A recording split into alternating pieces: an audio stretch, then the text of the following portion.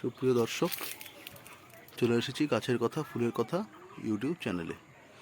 আজকে আমি একটি গুরুত্বপূর্ণ বিষয় নিয়ে আলোচনা করব।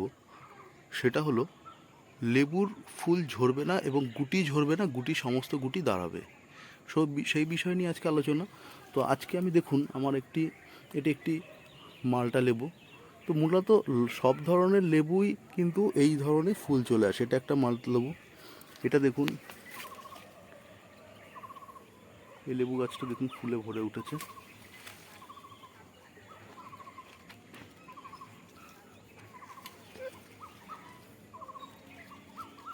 ফুলে ফুলে চারিদিকে ভরে উঠেছে। এটা কাগজি লেবু। এটা একটি কাগজি লেবু। তো এইরকম পরপর অনেক লেবু গাছে আছে। তো মূলত এই সময় যে বিষয়টি আলোচনার, সেটা হলো এই গাছে ফুল প্রচুর পরিমাণে আসবে এবং ঝরবে না এবং গুটি দাঁড়াবে।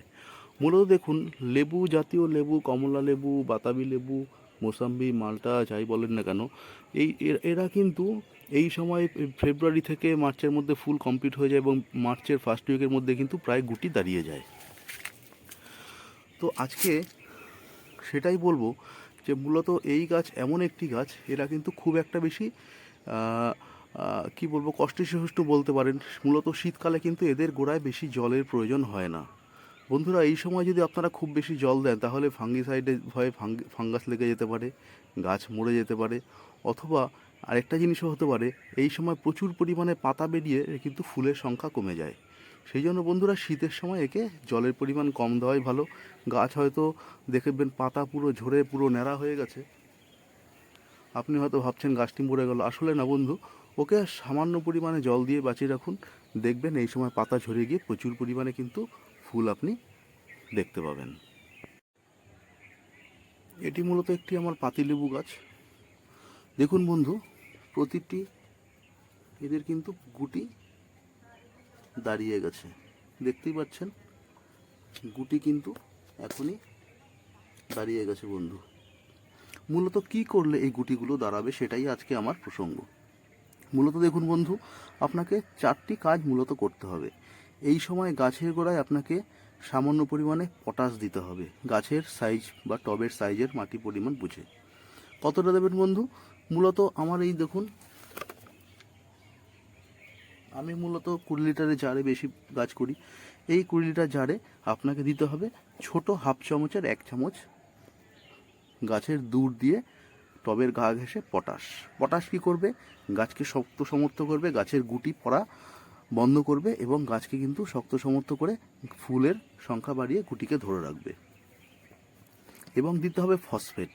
আপনারা ফসফেট বলতে আপনারা ডিএপি ব্যবহার করতে পারেন। তো ফসফেটের মধ্যেও রয়েছে কিন্তু সেই ধরনের সক্ষমতা, যা কিন্তু গুটির সংখ্যা বাড়িয়ে আপনার গাছকে প্রচুর পরিমাণে ফুলে ফরিয়ে ফলে ধারণ করার ক্ষমতা বাড়িয়ে দেবে। আর কিছু পরিমাণে আপনার ব্যবহার করতে পারেন বন্ধু বোরন। বোরনও কিন্তু গাছের একটি উপাদেয় খাবার। এটি প্রচুর পরিমাণে গাছের শিকড় তৈরি করবে এবং শিকড় তৈরি করে কিন্তু গাছকে খাদ্য সংগ্রহকে সাহায্য করবে এবং ফলে কিন্তু গাছের শক্তিশালী হয়ে উঠবে, ক্ষমতাটা বাড়বে। আর একটা জিনিস, সেটা হলো 4 নম্বর হলো জিঙ্ক। আপনারা জিঙ্ক ব্যবহার করতে পারেন। যদি আপনারা জিঙ্ক না পান, আপনারা যে কোনো ধরনের অনুখাদ্য ব্যবহার করতে পারেন।